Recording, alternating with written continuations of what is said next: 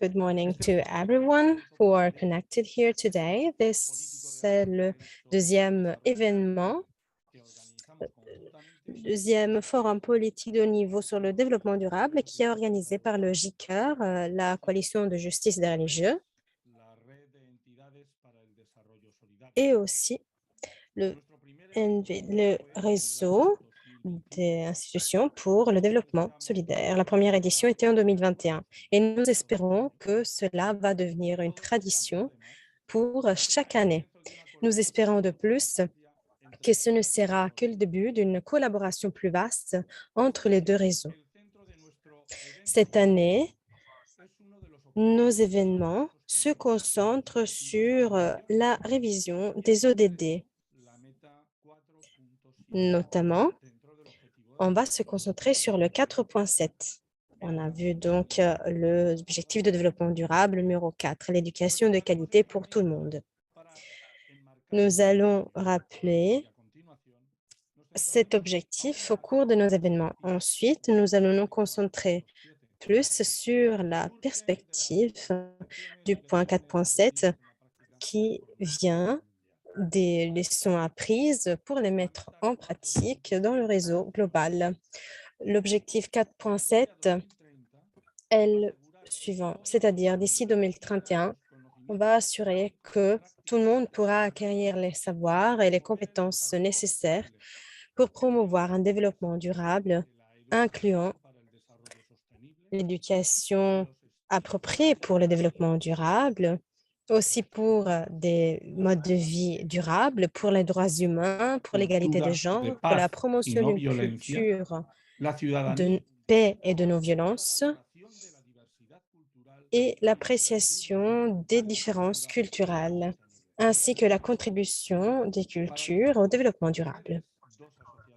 Pour le JICER, le REDES, deux associations d'entités catholiques, éducation est un outil indispensable qui implique toutes les dimensions.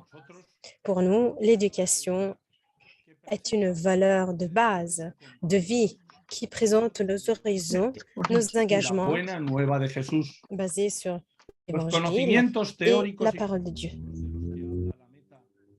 Nous avons appris ce savoir pratique et théorique en mentionnant le Target 4.7 comme une partie interne du système d'éducation que nous souhaitons offrir. L'objectif 4.7 fait référence au système formel d'éducation. Pour nous, l'éducation formelle dans les centres d'éducation font partie d'un concept plus vaste de l'éducation. Cela, bien sûr, inclut l'éducation formelle et non formelle et de plus, cela concerne la formation continue tout au long de sa vie, de sa propre vie. L'objectif pour l'éducation de la citoyenneté globale comprend tous les niveaux. Nous le comprenons comme une éducation qui essaye de rendre chaque bénéficiaire de se sentir un citoyen responsable pour la transformation de notre monde. Aussi en considérant les changements qui arrivent dans le monde d'un point de vue religieux, aussi pour le Global Compact de l'éducation. Et nous essayons donc d'apporter l'éducation à l'engagement, à la transformation et à la fraternité. Nous avons pris une approche intégrée de cette vision holistique. L'objectif 4.7 indique les caractéristiques du développement durable, les droits humains, l'égalité de genre, la culture de la non-violence et de la paix chez toutes les cultures, l'écologie intégrale, qui a été soulignée dans l'encyclique Laudato Si' Fratelli Tutti.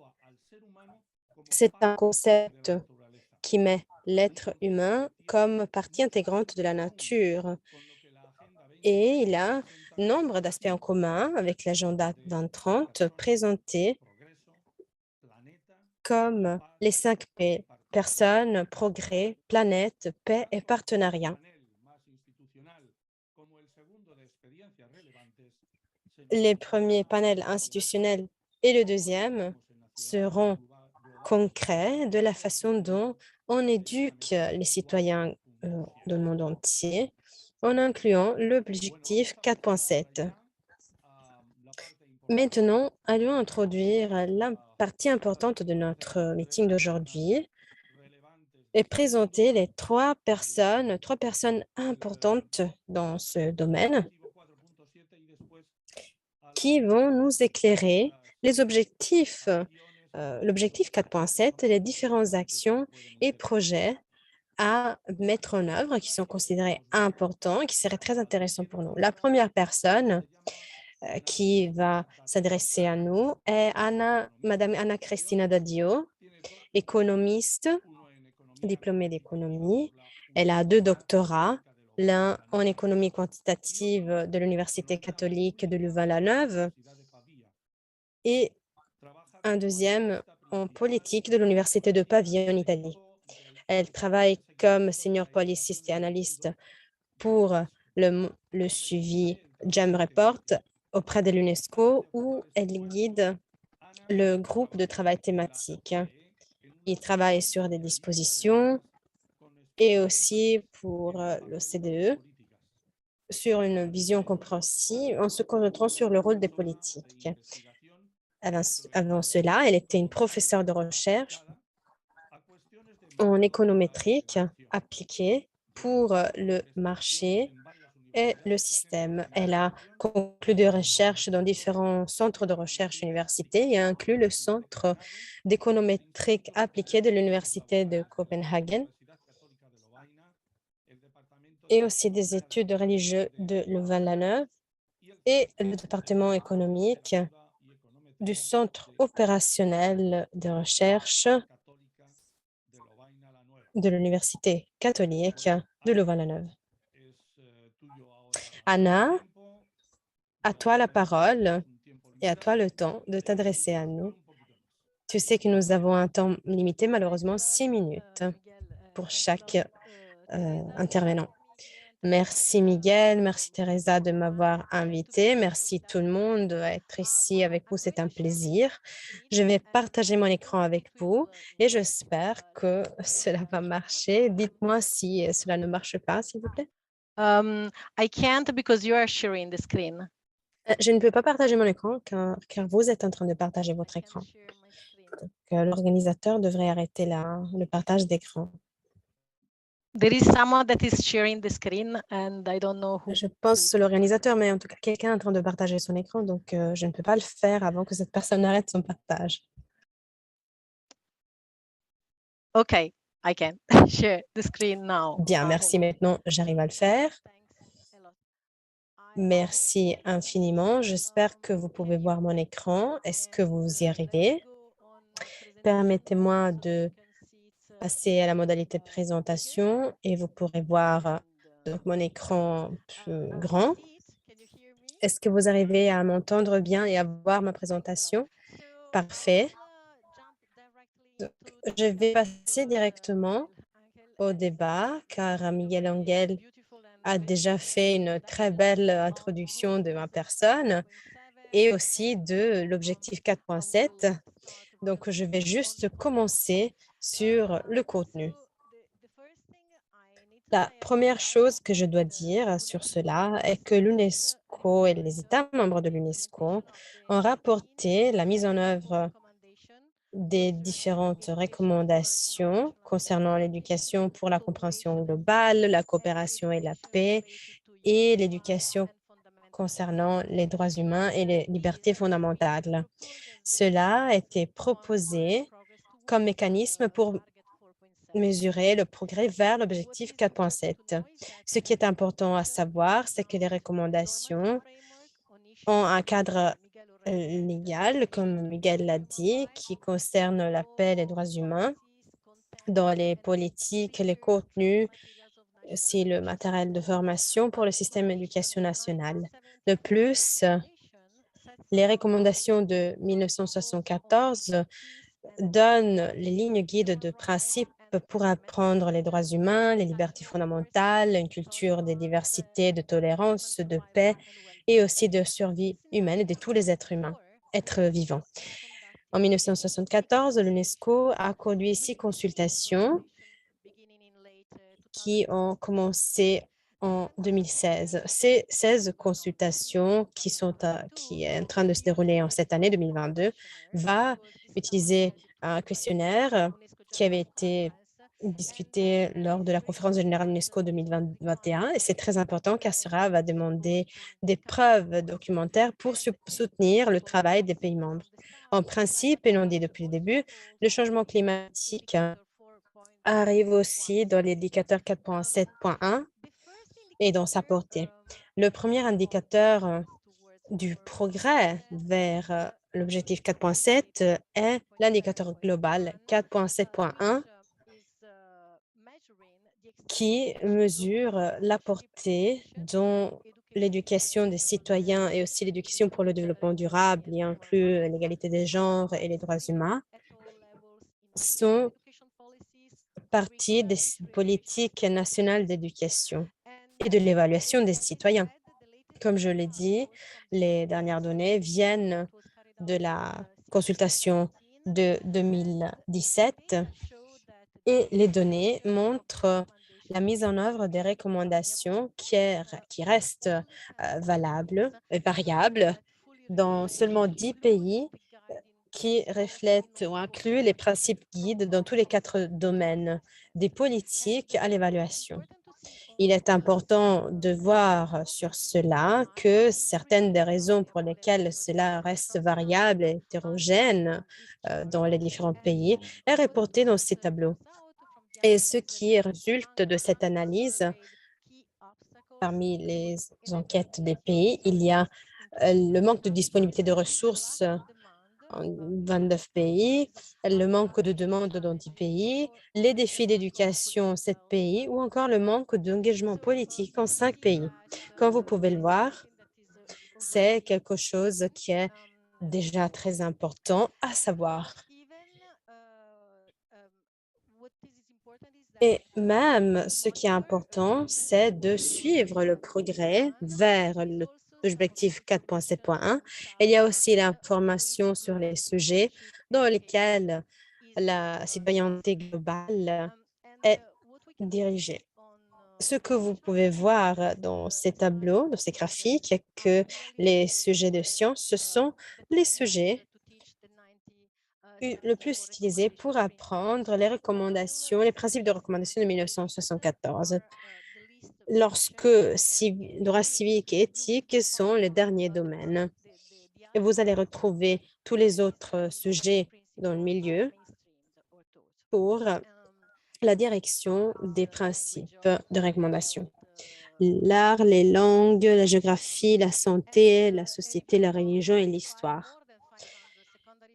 Plus de 500 écoles secondaires de 80 pays de 1950 à 2011 et leurs livres de texte ont prouvé que les livres de civique sont plus d'études historiques et sociaux plutôt qu'une récolte de justice civile.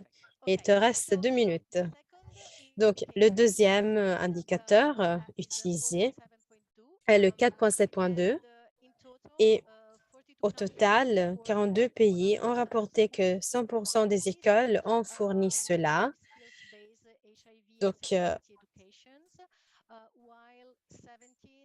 lorsque 17 ont rapporté qu'aucune école ne le fait, 17% des pays ont rapporté aucune donnée.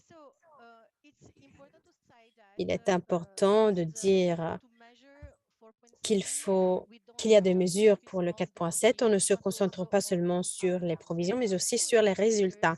Et il y a 2 indicateurs qui sont utilisés pour suivre les résultats ou du mieux la connaissance des résultats. C'est le 4.7.4 que vous pouvez voir ici, le pourcentage d'étudiants qui a une compréhension adéquate pour les questions de citoyenneté globale et durabilité et l'indicateur 4.7.5.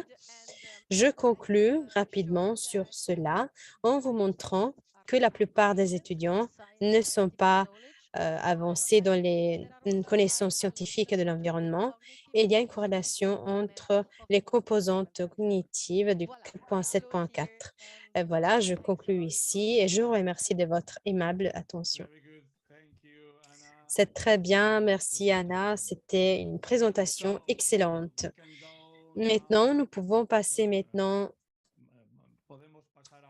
al segundo de nuestros au prochain intervenant, Juan Antonio Juan Antonio Ojeda Ortiz, nació en Arucas, Canarias, hermano qui est né en Aruca, dans les îles Juan Canaries. Antonio Ojeda es maestro, pedagogo, doctor en educación por la Universidad Il est enseignant, experto en il a un doctorat à l'Université de Madrid, expert en didactique, organisation d'école, formateur de leaders d'école, des professeurs de recherche. Il était secrétaire général de Escuelas Católicas, école catholique, qui regroupe plus de 2000 écoles en Espagne. À présent, il est membre du conseil consultatif du Comité pour le changement global et directeur du bureau pour l'éducation catholique dans le IEC. Il va nous rapporter en tant que consultant du Vatican. Si quelqu'un est en train de parler à son micro ouvert, je vous rappelle de couper votre micro pour permettre aux intervenants de bien être entendus. Je vous prie de couper vos micros. Merci. Autrement, c'est un cauchemar de pouvoir entendre et traduire. Bonjour, merci à nouveau pour l'invitation. Je vais partager mon écran.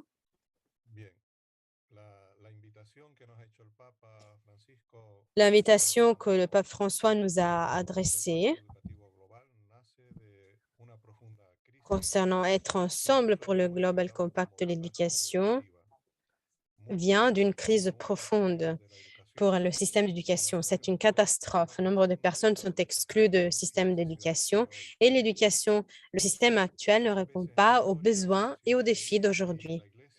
Il y a eu de nombreuses fois dans l'histoire où les églises n'étaient pas en accord avec le système d'éducation. Et cette société et cette église sont d'accord sur le fait d'avoir un besoin urgent de réinventer le système d'éducation. C'est la base du refondement des écoles. Sur ces aspects, nous pouvons dire brièvement que ce parcours que le pape est en train de nous paver a placé l'éducation au centre.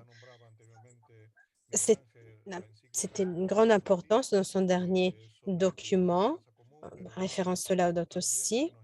Donc, le soin de nos familles communes, de nos maisons communes, et aussi le fait d'engendrer un nouveau modèle de vie, de personnes, de société, de nouvelles relations entre les êtres humains qui se sont très endommagés au fil du temps. Dans le monde actuel, il est important d'inclure nos relations avec la nature, du soin de l'environnement, du changement climatique et de la durabilité. Et donc, il faut une conversion holistique. Il faut d'abord prendre conscience que toute chose est connectée du point local et global. Et il faut l'effort conjoint de tout le monde. Le pape François, dans le même mois d'octobre, et l'UNESCO a présenté aux Nations Unies le Global Compact en septembre 2019. Vous pouvez voir les timings, donc renforcer l'éducation pour changer l'éducation. Dans un autre document, Fratelli Tutti, nous sommes tous frères et sœurs pour être proches l'un de l'autre, un sens social, un soin pour éviter l'exclusion de qui que ce soit, afin que tout le monde ait accès à l'éducation. Aussi les femmes et les enfants, que tout le monde travaille pour la paix, pour l'égalité. Lors de la pandémie, le Global Compact était relancé et nous en verrons les résultats. Oui.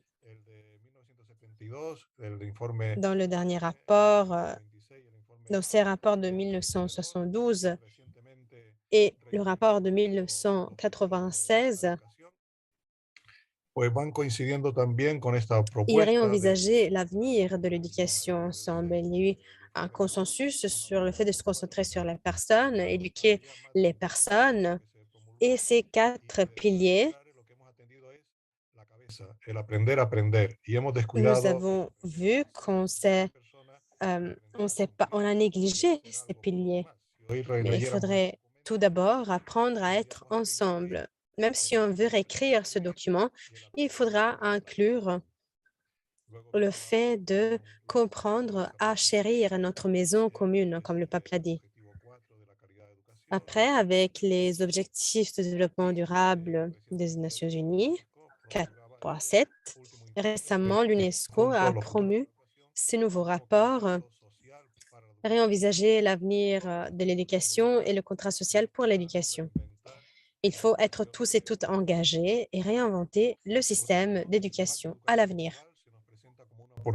Pour cette raison, le Global Compact de l'éducation est une opportunité et également un engagement pour changer l'éducation et cela arrive à tout le monde afin de répondre aux défis d'aujourd'hui en fonction aussi des contextes changeants, travailler de façon conjointe et transformer ces vies et ce système d'éducation. Il faut le faire au niveau international par une approche de haut en bas, mais tout d'abord, il faut travailler d'une perspective globale vers une approche globale.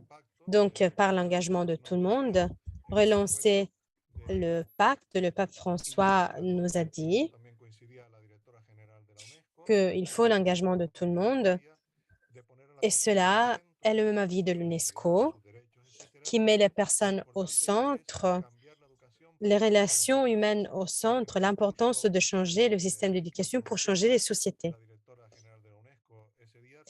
Et la directrice de l'UNESCO a dit qu'elle était ravie de travailler, d'être dans la même réunion que le pape François. Le pape François a établi cet engagement, cet compromis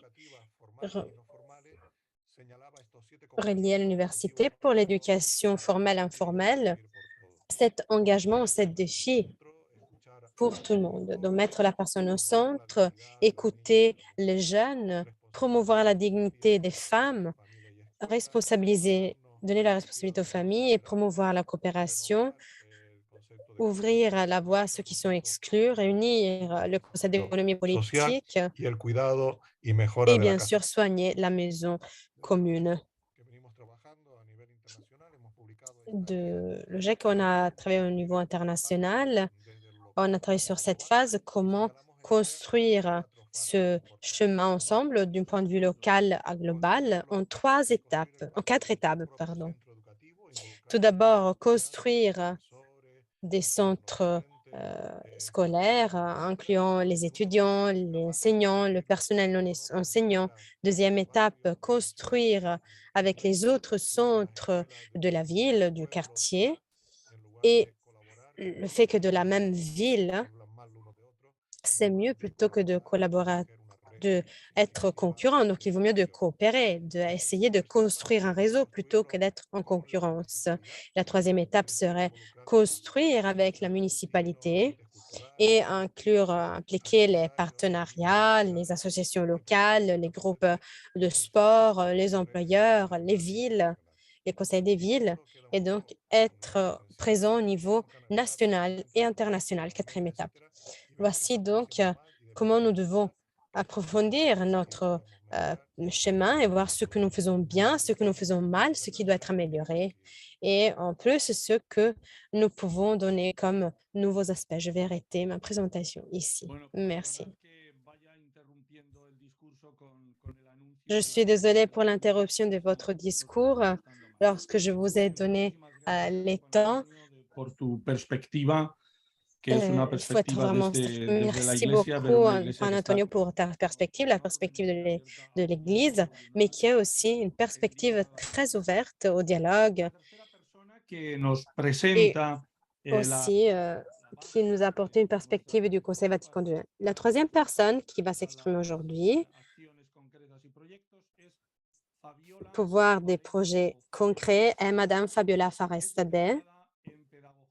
du mouvement 4.7. Elle est diplômée en éducation et en coopération internationale de l'université. Elle est enseignante d'histoire et sciences sociales au Chili, Argentine et Espagne. Récemment, elle était en charge de la gestion du mouvement pour l'éducation transformatrice et la citoyenneté globale. Donc, les organisations de développement non gouvernatives alboanes. Elle va s'exprimer pour ce qui est du mouvement 4.7. Fabiola, à toi la parole. Bueno, muchas gracias. Buenos días a todas y Merci todos. Buenas beaucoup. tardes, según vuestro Bonjour, uso. bon après-midi, bonsoir à tout le monde. Selon où vous êtes dans le monde, je souhaite tout d'abord vous remercier pour cette invitation au nom du mouvement 4.7. Espacios para, bueno, Il est compartir très important de pouvoir participer à ce forum politique pour partager des opinions et nous donner de l'inspiration. Dans cette présentation, je vais vous parler d'une initiative d'advocacy, de plaidoyer présentée en Espagne qui s'appelle Mouvement 4.7, Movimiento 4.7. Sigo con la presentación. Espero que no me traéis. Donc, pour continuer avec ma présentation, en espérant qu'il n'y aura pas de soucis techniques, Voy para acá. Dame un segundín, perdón, que he perdido. désolée, j'ai quelques soucis techniques de présentation. Bueno, pues ya está. Est-ce que vous arrivez à voir mon écran? Oui. El movimiento 4.7 quiere ser un espacio de Qu'est-ce que le mouvement 4.7? C'est un espace, une plateforme de rencontre parmi différents acteurs, par exemple les ONG, les mouvements des citoyens, les centres d'éducation, les coalitions et universités, qui a été créé pour coordonner les intérêts et les acteurs pour atteindre l'objectif 4.7 en Espagne, spécifiquement pour atteindre l'objectif 4.7 des ODD. Dans cette diapositive, vous pouvez voir les membres actifs dans le mouvement. Nous avons des organismes qui sont actifs, qui contribuent par leur connaissances et qui nous apportent leur contribution. Vous pouvez voir différentes réalités. Il y a des organisations, des institutions chrétiennes et d'autres qui viennent d'un environnement bien différent. Ce que nous essayons d'atteindre en tant que mouvement, c'est de faire passer le débat public à l'objectif 4.7 et faire un plaidoyer pour atteindre cet objectif en Espagne, pour avoir des fonds nécessaires pour un meilleur système d'éducation au niveau global et pour transformer le système d'éducation de la citoyenneté globale. Le mouvement 4.7 a une plateforme de plaidoyer qui se veut un espace ouvert pour faire participer tous les groupes intéressés à l'objectif 4.7 en Espagne. Donc, vous pouvez rejoindre vos efforts. Donc, il peut y avoir des individuels, des groupes, des institutions qui font beaucoup de travail sur le groupe, mais il faut vraiment trouver un espace d'union au-delà des institutions pour coordonner nos efforts. C'est un espace pour partager les pensées sur les positions, sur les actions politiques, afin que l'on puisse bien en discuter. Nous avons 2 groupes de travail venant des universités, des organisations,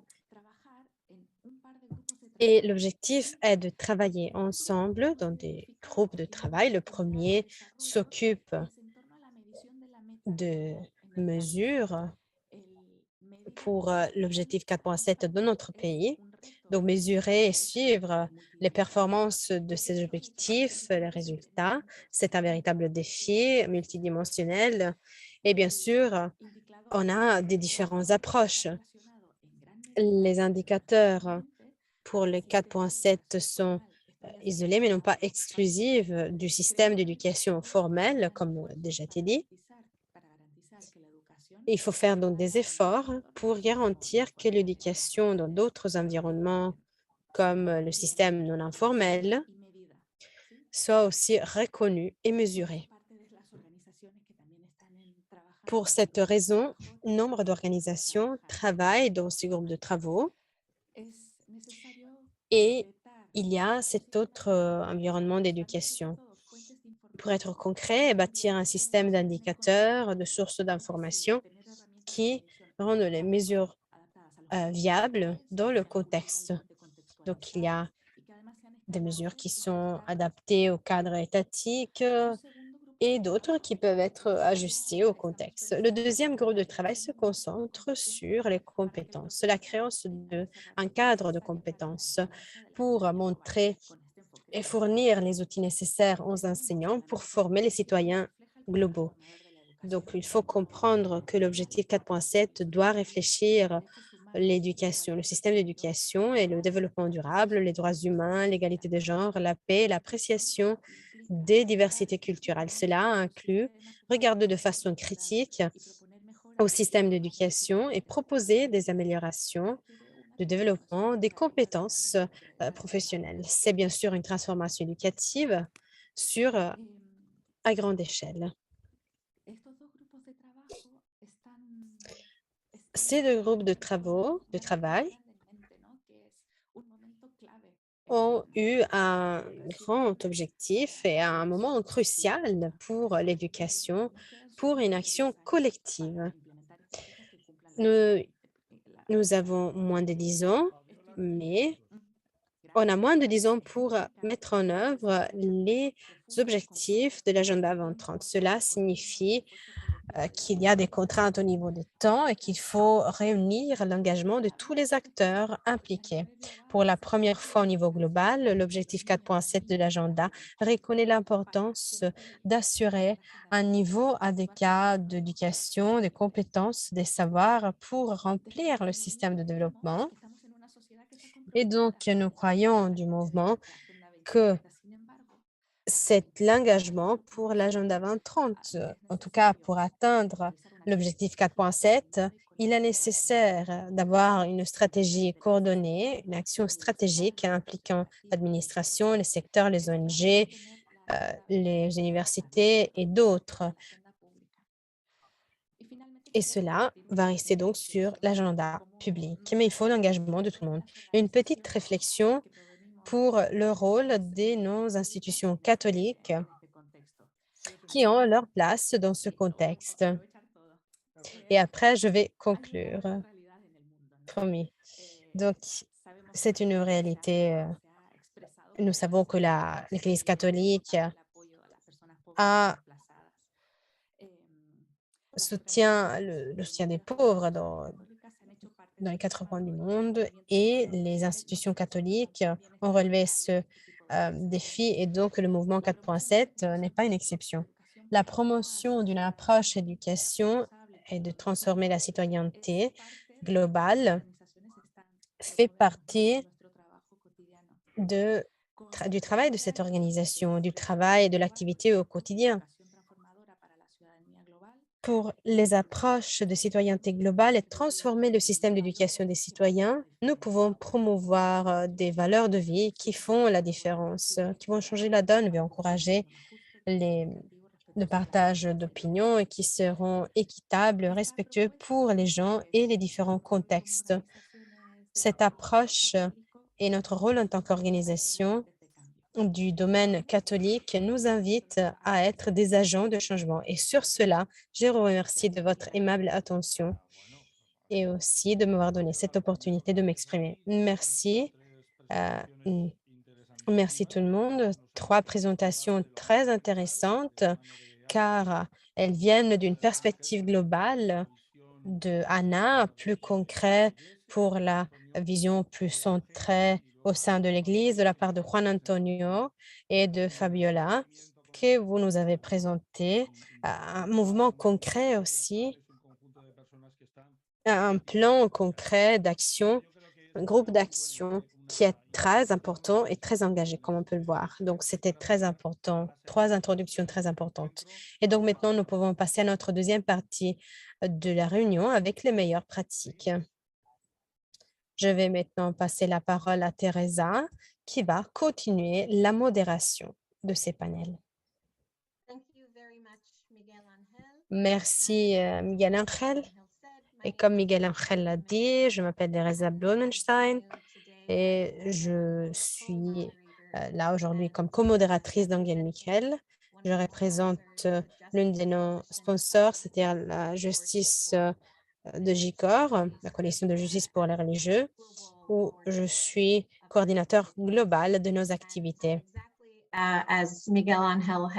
Comme Miguel Angel l'a dit, nous avons eu les 3 premières présentations qui nous ont donné un cadre exceptionnel et donc nous pouvons envisager notre discussion dans ce cadre et construire notre maison commune, notre société commune, notre planète. Nous avons maintenant le cadre et donc nous pouvons voir la forme de notre maison. Mais bien sûr, ce n'est pas un refuge et cela ne nous fournit pas de la protection dont nous avons besoin si nous n'avons pas les murs de cette maison. Et donc, pour les murs et pour le toit, nous avons besoin de parler avec ceux qui sont pratiques pour la sensibilisation.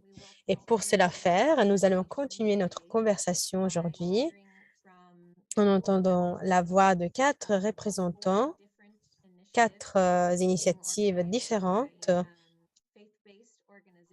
des organisations de foi ou de congrégations dans la tradition catholique qui sont en train de mener ce travail pour construire une substance pour la citoyenneté concrète dans le monde. Nous allons commencer par les premières étapes de vie et les progrès jusqu'à l'âge adulte. Donc, on va commencer à partager des bonnes pratiques. La première personne sera Brian O'Toole. Brian était un enseignant à l'école primaire qui maintenant travaille à la présentation du bureau de justice à Dublin, Irlande, où il représente les intérêts de 2 provinces de présentation, une en Irlande et l'une en Angleterre. Brian O'Toole est aussi informé, motivé, collaborateur pour augmenter la justice en offrant des parcours de changement et de justice. Aujourd'hui, il va nous présenter un programme de la congrégation qui s'appelle Challenge to Change, défi pour le changement, qui pose un défi pour les étudiants des écoles primaires à l'école avec les présentations. Brian, à toi la parole. Merci infiniment pour cette opportunité. Je souhaite introduire ce projet Challenge to Change. C'est un projet d'éducation de développement pour les enfants âgés de 4 à 18 ans. Ces projets peuvent augmenter la sensibilisation pour les problèmes du monde et les aident à comprendre les actions locales qui peuvent avoir un impact au niveau global. Et alors, quelle meilleure façon de faire apprendre les enfants depuis les racines et leur apprendre les ODD pour l'avenir afin que cela puisse nous rapprocher tous et toutes. La vision du projet est guidée par la présentation, le charisme, l'éthos, et cela relève le défi de travailler avec ceux qui sont difficiles à atteindre. Donc, pour protéger la durabilité, la justice, les droits humains, ce qui est central dans la présentation de la mission. Challenge to Change, c'est l'autonomisation des étudiants, comme ils explorent les ODD, en encourageant une conscience sociale, une vision plus vaste et une appréciation des questions complexes du monde.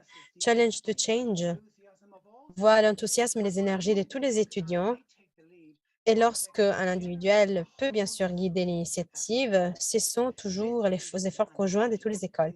Cette vision et passion a inspiré les jeunes pour considérer les raisons pour lesquelles il y a tellement de personnes qui sont laissées de côté. Donc, ils peuvent choisir un projet qui a affaire à la paix, à la prospérité, à l'environnement et aux 5 P qui ont été mentionnés tout à l'heure. Le plan prouve la portée de ce projet en quelques 30 réalités. Ils ont appris l'impact qui peut changer les défis posés dans le monde. Et très important, les écoles ne sont pas toutes les mêmes. Il y a des écoles dans les zones plus riches, d'autres des zones plus démunies.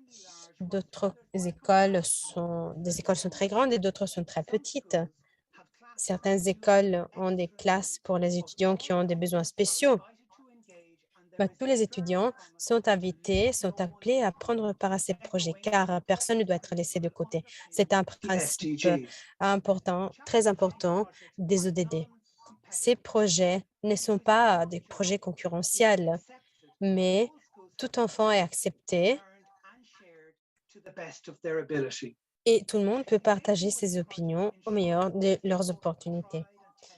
Cela va soutenir un processus complet et qui va être organisé de façon collective.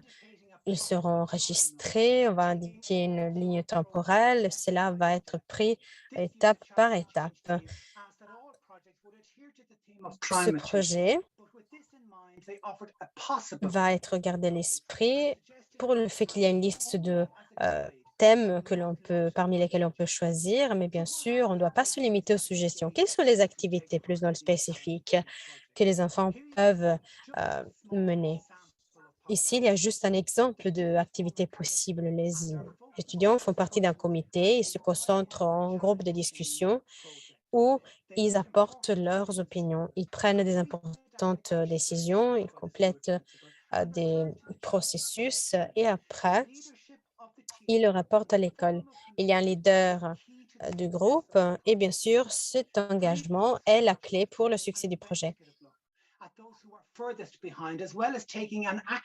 Bien sûr, les projets qui n'ont pas bien marché sont un exemple pour changer ce qui n'a pas marché à l'avenir, car il faut promouvoir une participation inclusive, considérer toutes les opinions qui peut être formée par le respect des différences. Il faut sensibiliser. C'est un élément clé de chaque projet. Et ici, un exemple un enfant qui a été un enfant qui travaille et qui est négatif pour l'avenir. Et en plus, là, on voit les effets de la pollution dans les océans. Et donc, les étudiants auraient utilisé des matériels de gaspillage qui étaient récoltés dans la mer. Ils ont produit des vêtements, des bijoux, des accessoires qui peuvent donner une nouvelle vie à ces objets qui ont été jetés à la mer. Et vous voyez, il y a un nombre de couleurs et des créations qui peuvent venir. Certains des thèmes, bien sûr, sont complexes et difficiles. Par exemple, les soldats enfants ou alors la traite humaine, mais tout le temps, ils essaient de travailler ensemble pour porter l'importance et la lumière sur ces thèmes importants. Aussi, le fait de ne pas avoir un abri est un véritable problème. Donc, le fait d'être SDF, une école, une présentation pourrait porter le focus de l'attention à la recherche, l'écoute, le fait de poser des questions et rapporter les résultats.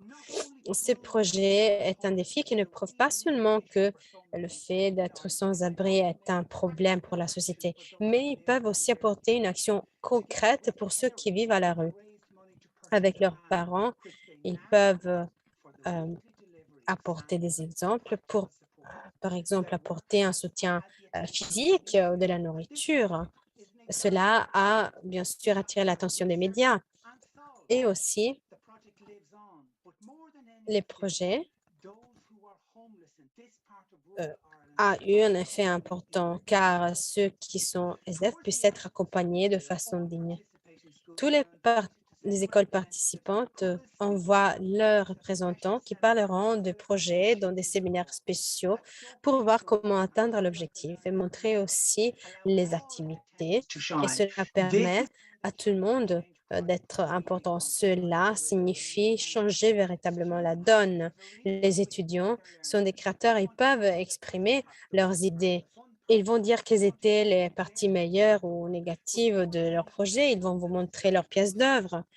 Et encore, nous voyons la passion, l'enthousiasme venant de ces étudiants. Ils sont courageux, ils sont confiants et ils ont envie de partager leurs habiletés, de trouver leur place dans le monde. Avant le séminaire, les étudiants ont présenté leur travail à d'autres classes de la même école, à leurs familles et aussi même aux écoles voisines. Ils sont devenus des experts dans leur domaine et cela permet aussi aux générations de comprendre le changement, de prendre des pas concrets pour contrecarrer les changements. Cela permet aussi d'offrir des ateliers à des ONG internationales pour travailler avec ceux qui sont laissés de côté aussi. Cette année, vous voyez, une école a créé une image pour alerter sur les émissions de carbone venant de transport. Et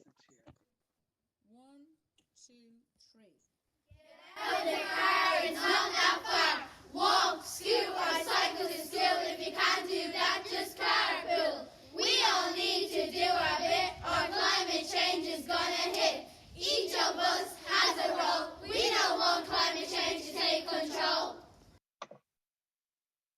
A little further afield, in Galway, the students paid careful attention to les fossil étudiants étaient très attentifs pour les combustibles différents en apprenant des ODD, de la COP26.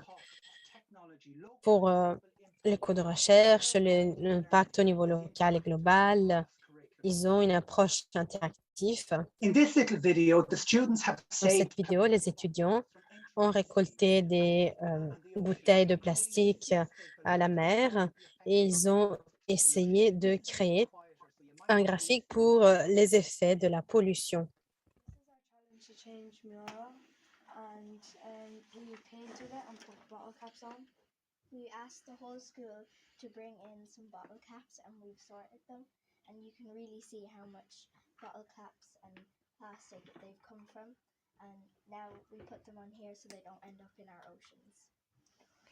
It took us a long time to sort out the bottle caps and glue them all on, and we've been taking time out of our class time to do this, and there's a lot of plastic that's came out of the ocean for this, and this is our turtle, and this is our starfish, and these are some of our plants, and there's an octopus that hasn't been stuck yet, and there's a dolphin up there underneath that, and all the blue is the sea all around it.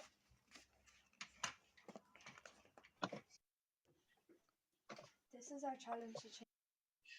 and this is the final impressive result. So there you have it. Et voici le résultat final. Donc, les étudiants guident l'exemple et deviennent des enseignants dans le monde. Donc, chaque pays peut apprendre de ses étudiants pour atteindre les ODD, car ces étudiants sont très sérieux. Les gouvernements peuvent parler, mais ici, il faut entendre aussi la voix des étudiants pour changer la donne. Il s'agit d'apprendre la façon de faire. Ce sont les valeurs, aussi la façon dont les jeunes sont éduqués. Their dignity at the center. Cela signifie aussi mettre toujours la dignité au centre. Cela vient de la curiosité, la passion des étudiants pour promouvoir le travail en groupe et promouvoir aussi la participation dans les différentes activités. Il y a tellement de choses pour changer la donne. Merci de votre aimable attention et de cette opportunité incroyable. Merci à toi, Brian, d'avoir partagé ce projet génial avec nous. Et je t'ai touchée par l'inclusivité, trouver une façon pour tout le monde afin que tout étudiant puisse contribuer de sa façon, et la créativité aussi qui est venue de vos étudiants de différentes parties de l'Irlande.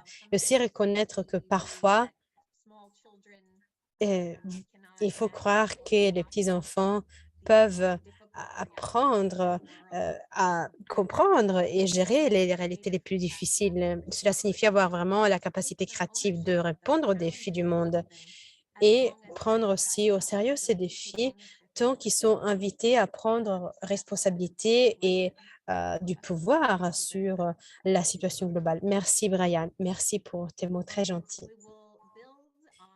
Et on va donc maintenant continuer de construire notre maison en parlant de conscience d'un âge un peu plus vieux que 8 ans dans le contexte des écoles. On va entendre notre prochaine intervenante, Madame Aurora Banegas Collado, qui travaille avec la mission de Claricienne dans la province de Spolas, à Pamplona, Espagne. Elle est la directrice pédagogique de l'école secondaire de Claret Larraona. Et pour les 3 dernières années, elle a été consultante pédagogique pour l'école Claret Larraona Escalsa. Aujourd'hui, elle nous parlera du programme de l'école Claret Larraona pour essayer de voir comment les étudiants secondaires sont formés en tant que citoyens du monde. Aurora, à toi la parole. Oui, bonjour et merci de cette invitation. C'est génial de prendre part à cet événement et de pouvoir partager avec vous notre expérience. Je vais maintenant partager mon écran et avec moi, il y a Eduardo Fernandez qui fait partie de cette association de l'école et aussi fait partie avec nous, collabore avec nous dans tous les projets de façon régulière et il fait partie de ces réseaux dans la région de Navarra. Donc, il fait complètement partie de l'organisation. Je vais maintenant commencer par vous donner un peu de contexte de ce dont nous allons parler, car le plus important, c'est essayer de voir toutes les approches à l'école. Et je voudrais dire que les présentations que nous avons vues, les projets éducationnels que nous avons vus sont nécessaires pour former les gens et les plus jeunes. Et cela apprenne les valeurs des compétences, la dignité, afin de vivre dans une société globale, mais qui change dans le respect de l'environnement et de la nature. C'est quelque chose qui se relie bien avec ce cadre des ODD, avec le cadre du Global Compact pour l'éducation, bien sûr, de notre centre et projet d'éducation. La question qui vient est comment le faire? Comment permettre le développement du système éducationnel et des capacités des citoyens du monde? Nous avons des étudiants qui sont en mesure d'avoir une empathie, à comprendre ce qui les entoure pour être compréhensifs à l'égard des autres. Ces aspects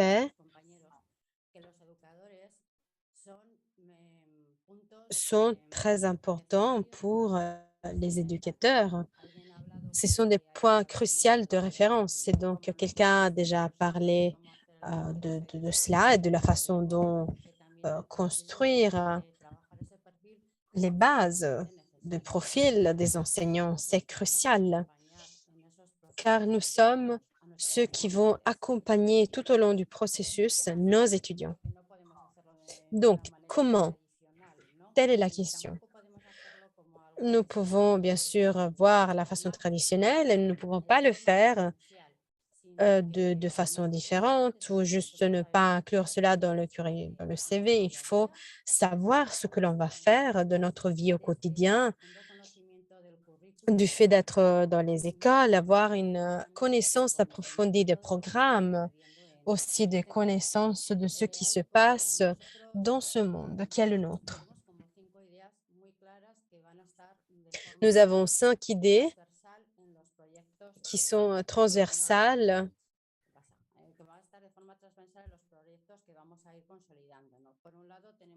Et donc, voici les projets sur lesquels nous nous concentrons et les idées. Les étudiants compétents, des citoyennetés actives. Les enfants sont les citoyens d'aujourd'hui, n'ont pas de l'avenir.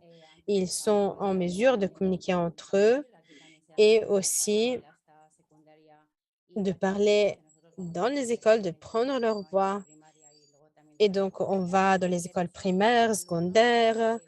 De base, c'est plutôt les écoles secondaires, mais en tout cas, les étudiants doivent être actifs et doivent créer et proposer des actions pour les différentes institutions. Donc, les valeurs du service. Cela aussi présenté dans la présentation précédente, il faut être empathique, il faut être proactif. Nous ne pouvons pas attendre. Il faut être les protagonistes d'aujourd'hui et nous devons nous engager pleinement. On a déjà parlé de Laudato Si, de Pape François, du fait d'avoir une vision critique, une approche intégrale, holistique. Il faut être en mesure d'accompagner les étudiants et aussi d'examiner la réalité, le fait que tout n'est pas acceptable. Ils doivent aussi comprendre les difficultés au niveau local. Ils doivent aussi comprendre comment relever ces défis et faire face aux problèmes au niveau global. Et il faut donc comprendre les questions et proposer des réponses. Donc, citoyenneté globale, encore une fois, au niveau local et global, il faut comprendre les contextes de plus près afin que les étudiants puissent comprendre le contexte global. Et en plus, il faut travailler avec les autres. Comme Clarette l'a dit, il faut travailler en réseau, il faut travailler avec les autres. Et comment essayons-nous de le faire? Quelle est notre méthodologie? Nous avons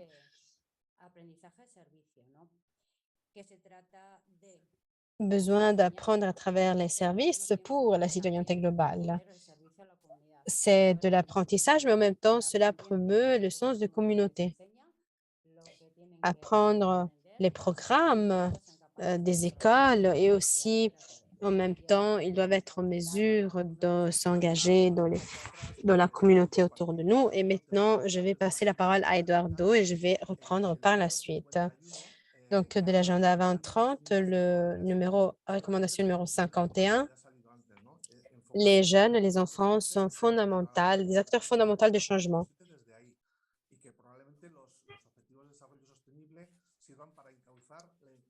L'ODD est un canal pour la création d'un monde meilleur avec les enfants. Comme remarquer de la connaissance théorique et pratique, cela peut apporter un changement.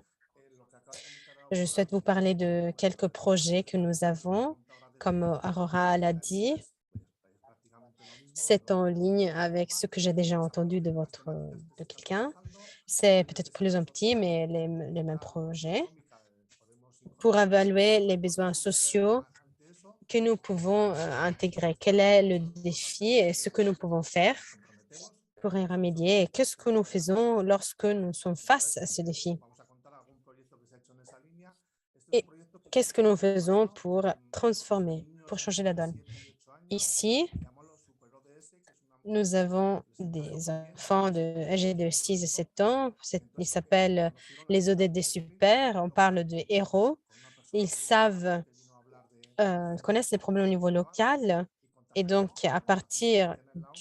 on prend contact avec le gouvernement local et après, on a contacté Clarisse dans les ONU. On parle au niveau global. Voici la map conceptuelle de cet agenda. Pour atteindre chaque ODD, on a travaillé en groupe.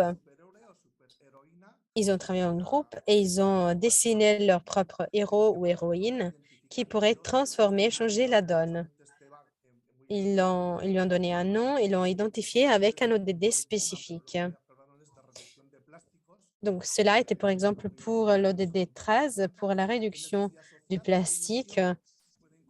En ligne avec Aurora a déjà dit quelles missions elles peuvent mettre en œuvre, ce qui est nécessaire, quels sont les super pouvoirs, aussi les ennemis qu'il peuvent y avoir et les alliés. Il faut donc aussi dépasser certains obstacles, certaines entraves. Nous avons fait aussi une célébration à la fin, car c'était un très beau projet. Et ici, on a un autre projet traditionnel, une campagne très concrète, ayant une direction très limitée. C'est un système qui doit être surmonté. Il faut travailler sur l'objectif 4.7 pour que cela fait partie de chaque programme. Une approche différente de la campagne. Nous devions bien sûr travailler avec les entreprises. Ils devaient travailler sur des projets de développement entrepreneurial pour le travail digne, pour l'ODD 12. Et donc, nombre d'ODD dans le même projet. Ici, vous voyez un projet moins important. C'était pour l'année, pour les enfants de 12 ans. C'était les services, le premier service pour lutter contre la pollution et aussi le changement climatique et aussi la vaccination, la campagne vaccinale. Et encore une fois, cela visait à sensibiliser les gens sur le fait, l'importance d'être vacciné. Dans le contexte global, c'était une très grande opportunité, une mine d'or pour considérer quel vaccin avoir accès, mais le processus au niveau mondial demeure un défi, un désastre. L'accès au vaccin pour le 3.B, les activités, l'accès au vaccin, c'est un véritable défi. Aussi les droits de propriété, etc. Donc, on a pu introduire la citoyenneté globale dans un projet qui était très important dans la façon de transformer le travail normal dans les classes.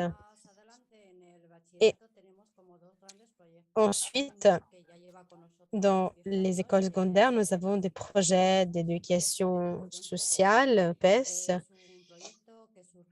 C'est un projet qui est venu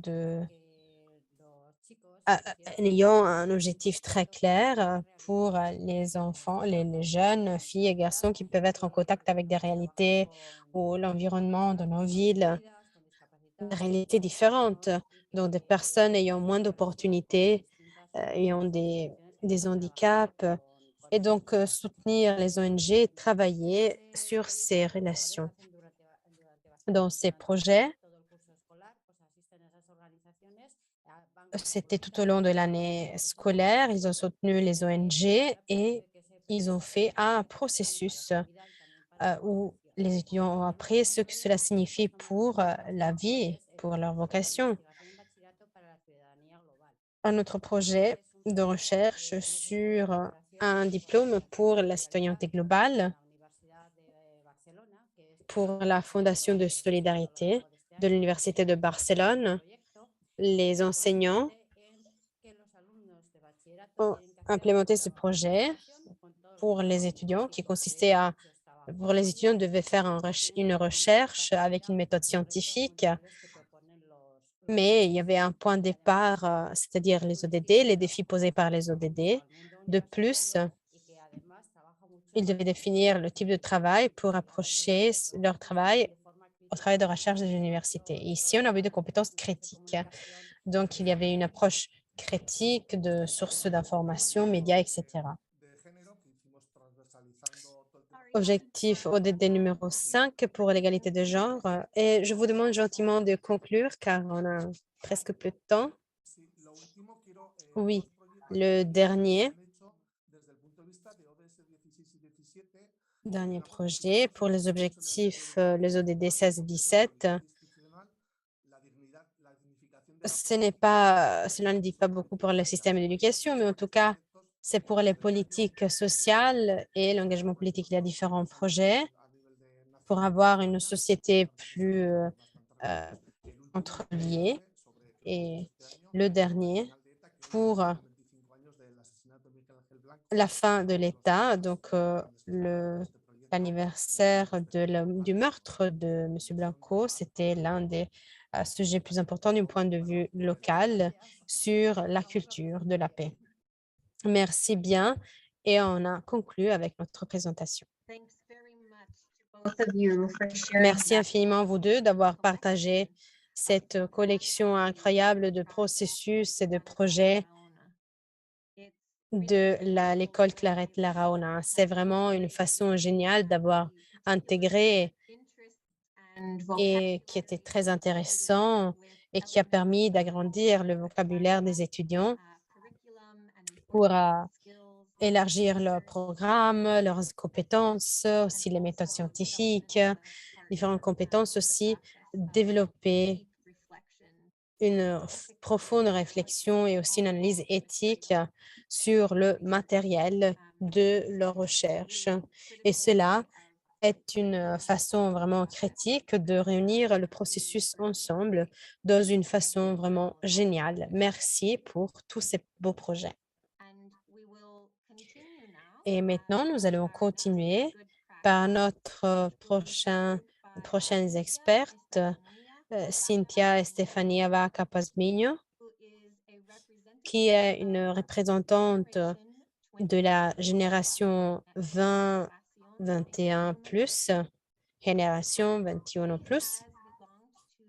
Et cela a été lancé par l'Équateur, une organisation de l'Équateur qui offre un réseau, Alegría. Et de façon indirecte, elle était connectée à notre réseau ayant des idéaux très similaires avec des gens âgés de 31 ans. Et elle est une jeune leader dans le mouvement Tempamentos Ecuadorianos de Fey y Alegrías. Elle a étudié à l'Université centrale d'Équateur et maintenant elle travaille dans une fondation. À l'âge de 25 ans, elle est sur le chemin du Fey Movement. Elle est impliquée dans le corps de recherche de l'Observatoire du réseau équatorien et elle a continué à le faire car elle est confiante que l'idée de mouvement des jeunes leur permettra de croire en un monde plus inclusif, plus juste, plus soutenant et pour être inclus dans les processus de base. Cynthia, à toi la parole.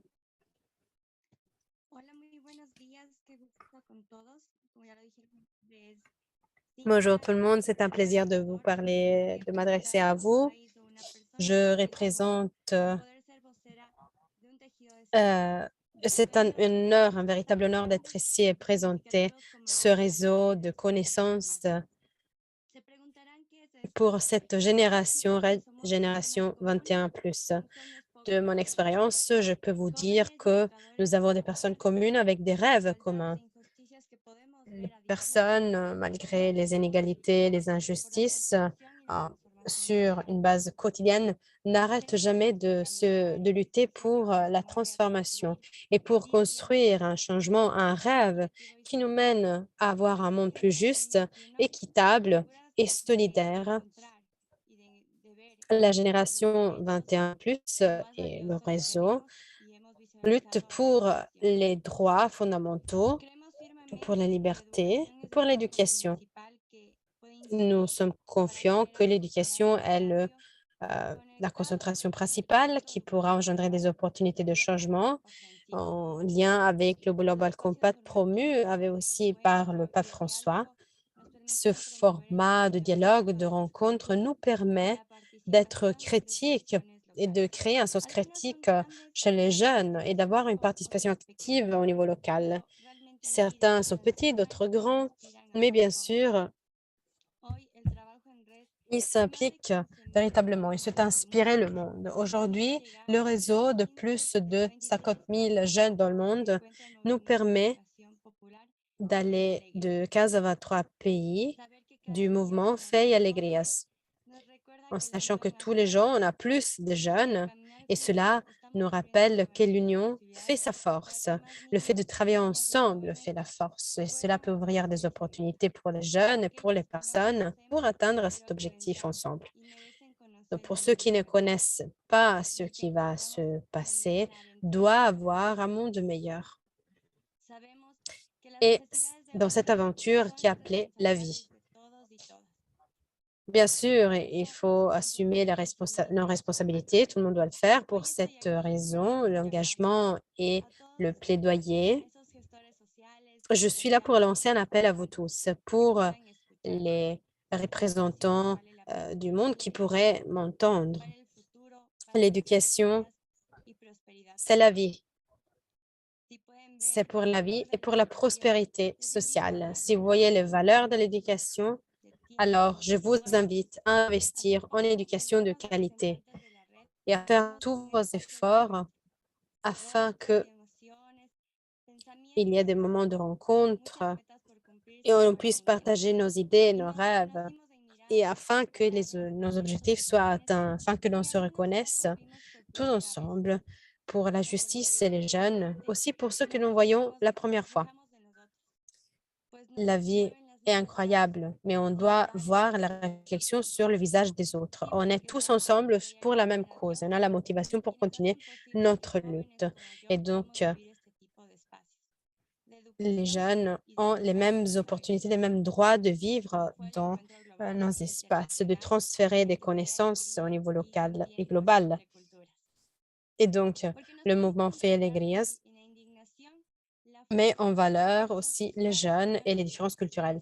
Les nations doivent être la force pour voir des actions pour détruire toute barrière. Nous connaissons différentes réalités et cela nous a aidés à, bien sûr, faire entendre notre voix et à faire entendre la voix des jeunes. C'est très important, spécialement après que la pandémie a impacté tout le monde.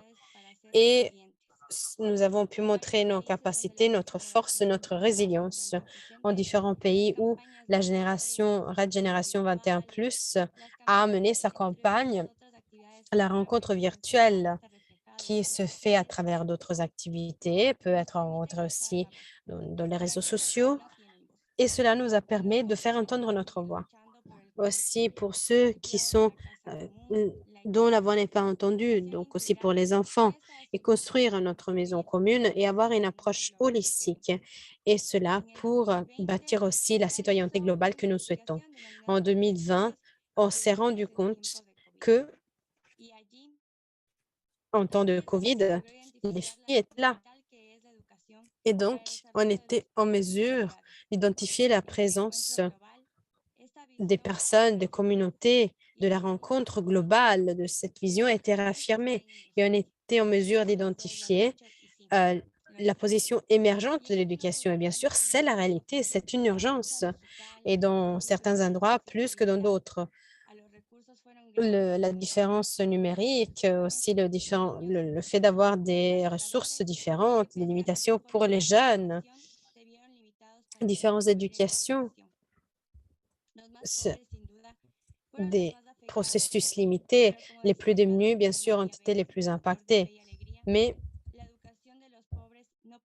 le fondateur de Fantasy Alegría a dit que l'éducation des plus démunis ne peut pas être une éducation pauvre. Pour cette raison, je suis là pour vous inviter à investir sur les jeunes. Et nous ne sommes pas seulement dans l'avenir, nous sommes maintenant dans le présent de la société. Donc, il faut investir maintenant. Il faut réfléchir sur le fait que l'aspect émotionnel est aussi important, tout comme l'aspect physique. Et donc, l'éducation formelle est importante, tout comme l'éducation informelle. Et donc, cela doit être gardé à l'esprit. Si on ne parle pas assez de qualité, alors on ne va pas promouvoir l'autonomisation, notamment des femmes et des jeunes. Je vais conclure ma présentation en présentant notre magazine et aussi la foi que nous avons dans les jeunes. Votre soutien est très important pour les jeunes afin que les jeunes soient mobilisés pour les droits de toute personne comme tout le monde le mérite. Merci de votre attention. Et comme je l'ai dit, je vous invite à nous suivre sur les réseaux sociaux, Fe y Alegría, Génération 21+. Nous sommes connectés pour atteindre ce rêve, marcher main dans la main vers l'agenda 2030 et le fait d'atteindre les ODD pour un avenir meilleur. Et je vais vous laisser le lien, comme ça vous pouvez jeter un coup d'œil à ce que nous faisons. Merci de votre attention. Merci infiniment, Cynthia Stefania. C'était merveilleux d'entendre la voix directement de toi. C'était un exemple magnifique pour la façon dont cet espace de vie récemment dans les écoles ou ceux qui sont dans le processus de conclure l'école, ce sont des moments vraiment délicats et critiques pour modeler, donner des lignes guides et soutenir aussi les enfants pour ceux qui devraient promouvoir la citoyenneté globale. Et donc, toi et tes collègues, vous avez vraiment commencé à faire entendre votre voix, la voix des jeunes, être des organiseurs magnifiques et bien sûr, avoir organisé et fourni les ressources nécessaires pour aider à combler le vide où il y a, par exemple, le manque de cette connexion numérique et donc combler la fracture numérique. C'est fondamental afin de promouvoir la citoyenneté globale dans cette étape fondamentale de la vie où quelqu'un pourrait, par exemple, décider de prendre un rôle de leadership ou prendre une autre direction et se concentrer sur autre chose. Donc, merci d'être aussi concentré et engagé et d'avoir très bien communiqué vos passions et vos désirs pour le leadership. C'était génial d'entendre ta voix. Et maintenant, nous avons notre dernier intervenant d'aujourd'hui. Nous allons encore une fois continuer ces étapes de la vie et donc pour un programme qui offre une formation continue pour la citoyenneté globale à tous les âges et toutes les étapes de l'âge adulte. Et pour cela, nous allons entendre la voix de Madame Elvira Ramirez, qui a servi en tant que sœur Marinol en 1992 et 1993. Et dans ces temps à la congrégation, c'était surtout avec les jeunes en Tanzanie. Elle a servi comme directrice exécutive de l'organisation catholique de la diocèse de Californie et maintenant, elle dirige une mission des Mainland Lay Missioners et donc gère les missionnaires en 9 pays différents en s'assurant qu'ils ont le soutien nécessaire et les ressources nécessaires pour leur ministère en Bolivie, Brésil, Cambodge, El Salvador, Haïti, Kenya, Soudan du Sud, Tanzanie et la frontière Mexique avec les États-Unis. Aujourd'hui, il nous parlera de comment les missionnaires Maryknoll Lay atteignent les adultes de différents âges par des parcours de formation pour vivre en tant que citoyens du monde. Elvira, à toi la parole. Merci, Teresa, et bonjour, bon après-midi, bonsoir à tout le monde, où vous êtes dans le monde. Et au nom de Maryknoll Lay Missioners, je vous remercie de cette opportunité de partager avec vous le travail de nos missionnaires. Je vais donc partager mon écran et je vais commencer par... Je ne sais pas en fait comment partager ma présentation. Je suis désolée, je ne suis pas en modalité présentation. Mais nous voyons ton écran, Elvira, ne t'inquiète pas. Ah, très bien. Donc, je souhaite commencer par un peu d'histoire, d'informations concernant Maryknoll. Comme Teresa a déjà expliqué très bien, nous avons 42 missionnaires actifs qui servent dans 9 pays. Et dans les années, nous avons atteint 954 adultes et enfants dans les missions en 35 pays. Cette mission a été établie en 1965 comme un programme conjoint des Maryknoll Sœurs et Frères. En 1994, Maryknoll est devenue l'association de mission des personnes de foi, qui est un centre indépendant de la famille de Maryknoll. Il est important pour moi de parler de la vision de la mission et des valeurs de Maryknoll, car je propose que notre message de citoyenneté globale, d'éducation commence de la base, du fait de comprendre que nous sommes une partie de ce message. Et donc, lors des 2 dernières années, les missionnaires ont une assemblée qui s'est rencontrée dans une série de visions, de valeurs sur lesquelles il faudrait réfléchir pour leur impact au XXIe siècle, donner aussi l'opportunité à leurs organisations de changer au sein de l'Église catholique, changer les sociétés, où cette organisation, bien sûr, a commencé aussi dans le monde entier. Les valeurs qui guident notre mission, ce que nous faisons et comment nous le faisons, sont très bien en ligne avec les ODD, l'ODD 4.7, l'objectif 4.7, et cela, c'est la façon dont nous le disons, donc une vie simple. C'est une valeur qui indique comment nous accueillons l'interconnectivité de la création et nous engageons dans la justice écologique. En vivant tout simplement, nous partageons à l'accès équitable pour tout le monde. La valeur de la communauté, qui remarque aussi la communion entre les êtres humains et Dieu. On comprend, on développe l'empathie et on noue de nouvelles relations. La valeur de la joie qui nous rappelle qu'entre la vie et la mort, on peut se réjouir de notre direction de vie. Et pour célébrer aussi la beauté de la vie au quotidien, comme nous envoyons des exemples partout dans les communautés où les missionnaires servent. L'inclusion,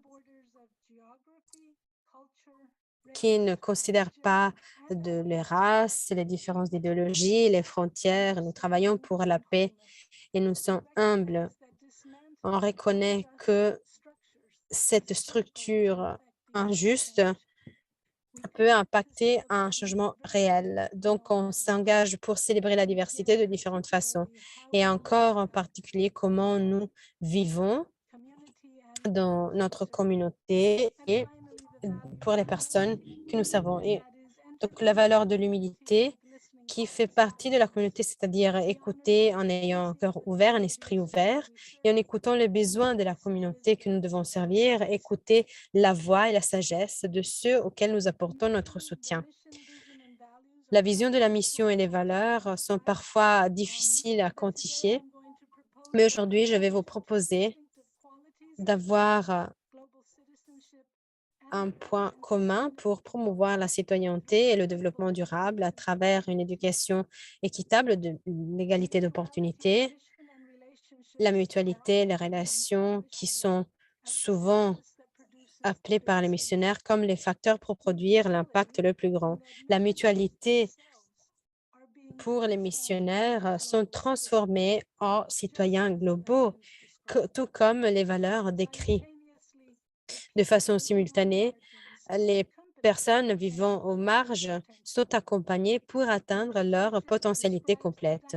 Les relations décrivent les dynamiques des temps qui changent les individus et les circonstances de vie et créent des opportunités. Juan Gomez, un missionnaire de Bolivie, l'a dit en ces mots, c'est-à-dire la mutualité présume que les personnes que nous servons ont la capacité, les habiletés de faire ce qui est nécessaire pour améliorer leur situation. Ce que nous contribuons, c'est un accompagnement, un encouragement et le fait de fournir des outils pour soutenir leurs efforts. Au niveau personnel, les relations sont la partie la plus importante. Ce n'est pas un engagement de mes compétences plus leurs compétences qui fait le total, car le Saint-Esprit multiplie nos efforts mutuels dans la rencontre de la relation. Donc, je souhaite maintenant vous apporter deux exemples de comment la Marine Lay Missioners promeut les droits humains, la paix, la non-violence et l'éducation à travers un développement durable. Je vais commencer par l'exemple du Kenya et du Soudan, où les missionnaires Rich Taro et Gabe Rich ont travaillé respectivement dans des ministères pour encourager les opportunités pour les jeunes marginalisés à cause du sida et de la pauvreté, pour en citer juste quelques facteurs complexes. Rich est l'administrateur pour le projet Hope à Mombasa, où ils sont à côté des orphelins affectés par le sida et d'autres jeunes appauvris dans les formes d'assistance avec des bourses d'école et les examens. Les centres fournissent les uniformes, les livres et d'autres outils, les transports, les repas et pour les cas spéciaux, aussi l'assistance médicale. Ensuite, il y a des sessions de formation hebdomadaires, un suivi proactif pour tout progrès des jeunes à l'école et à la maison. Et en plus, le projet Hope un nombre d'événements pour les jeunes et leurs familles, pour assister les familles dans les questions sociales, tout comme l'enrichissement spirituel. Le projet Hope fournit aux orphelins et d'autres jeunes l'accès à l'éducation, le prospect d'une carrière professionnelle, le fait d'être autonome, l'opportunité d'avoir du succès dans la vie. Le projet Hope fournit un environnement sûr et de santé pour ceux qui apprennent, évoluent et mûrissent. Cela sert pour prévenir et sauver les orphelins, les jeunes des rues où ils sont vulnérables, exploités et radicalisés dans des baby-gangs. Ils prennent des drogues et ils sont atteints par les maladies. Et donc, il faut les réintégrer dans la société comme membres de valeur qui peuvent apporter leur contribution. Gabe vit dans le village de Holy Trinity Peace, dans le Soudan du Sud, à Couronne, et il travaille pour enlever la violence du groupe ethnique pour prévenir par des mesures de développement social, de santé. C'est la seule connexion qu'il y a dans les saisons des pluies qui durent 6 mois chaque année pour arriver à courant. Gabe donne un soutien fondamental pour soutenir ces villages et produit aussi une newsletter en remarquant les résultats, l'impact et aussi les défis de tous les programmes. Gabe visite aussi les sites pour récolter les données et fournir la documentation appropriée. Aussi, il écrit des rapports et il se rend dans les villages pour interviewer les gens, avoir leurs opinions, leurs histoires à utiliser pour le modèle à venir. Il écrit des histoires de succès pour ceux qui ont sponsorisé les programmes scolaires. Et en tant que seul non-africain dans la zone, il a bien sûr un impact pour ce travail. Les personnes sont curieuses sur le fait de pourquoi ils souhaitent vivre à cet endroit en n'étant pas africains. Et donc, c'est une opportunité unique pour partager son engagement à ces processus de paix. Rich et Gabe ont illustré le type d'activité que les missionnaires de Marine Lay sont engagés dans les 9 pays. Comme déjà dit, c'est une approche holistique où chaque missionnaire a une relation distincte avec ceux qui servent, avec les partenaires de la communauté, d'autres organisations. Et chaque personne missionnaire et ceux qui sont dans le pays sont transformés à toujours pour voir le monde comme une seule humanité de la création du Seigneur avec des différents dons, défis et modes de vie. Merci pour votre aimable attention et pour cette opportunité de partager cette présentation avec vous. Merci Elvira, merci infiniment. Et je pense que ta sélection de mots pour cette vision, pour les valeurs, les missions, pour la mutualité, les relations sont vraiment parfaits.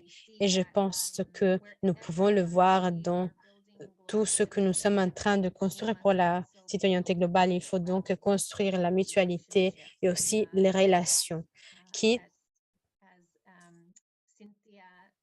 comme Cynthia et Stéphanie l'a dit avant toi, il s'agit de rompre des barrières afin que l'on puisse se rencontrer l'un l'autre mutuellement et être en relation l'un l'autre. J'ai adoré la façon dont Marinol a permis à Richard Gabe et bien d'autres de postuler. Il y a bien sûr des capacités vraiment spécifiques qui ont pu apprendre de carrière professionnelle, de formation, donc des différents contextes et pour construire ce monde, cette société plus inclusive, plus juste et plus forte. Donc, des projets vraiment incroyables qui viennent du travail de missionnaires de Marine Lay. Merci d'avoir partagé cela avec nous. Et malheureusement, on a terminé notre temps. On avait tellement de choses à partager aujourd'hui qu'on a on a conclu notre session d'aujourd'hui. Donc, je souhaite au nom de tous les organisateurs de cet événement et tout ce que nous représentons, je souhaite me féliciter avec tous les intervenants, aussi avec les membres de REDES et de JICOR, de nos réseaux qui nous ont réunis tous ensemble aujourd'hui.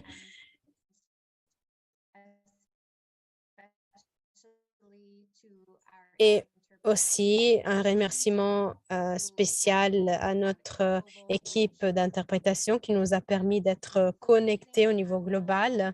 Et pour conclure, je vais offrir les paroles d'un ancien directeur général des Nations Unies, Ban Ki-moon. Vous devez travailler et penser sur la façon dont nous pouvons rendre ce monde un meilleur endroit pour tout le monde. C'est ce que j'aime demander à notre jeune leader. Nous essayerons, en tant que leader d'aujourd'hui, de minimiser les problèmes que nous devrons vous passer à l'avenir. Mais bien sûr, c'est à vous. Vous devez prendre responsabilité, le leadership de l'avenir.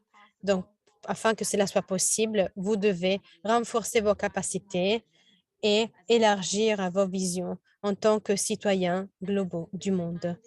Et comme déjà rappelé par les panélistes d'aujourd'hui, le travail de la citoyenneté globale commence à la naissance et continue tout au cours de la vie. Nous sommes tous jeunes dans les yeux de la Terre et nous devons tous continuer à penser à nous-mêmes comme les jeunes leaders qui sont en charge de la responsabilité de la leadership de l'avenir à travers une connexion profonde avec tous les êtres vivants aujourd'hui. Merci à nouveau à tous ceux qui sont réunis ici pour vos contributions, écoute active et pour votre enseignement. Merci pour toutes les façons dont vous avez rassemblé les connaissances qui ont été partagées dans cet événement et aussi pour vos dons pour la formation continue des citoyennetés globales. Et merci à vous, à tous ceux qui sont autour de vous, vos collègues. Je vous souhaite une très belle journée ou reste de soirée. C'était génial d'être avec vous. Merci.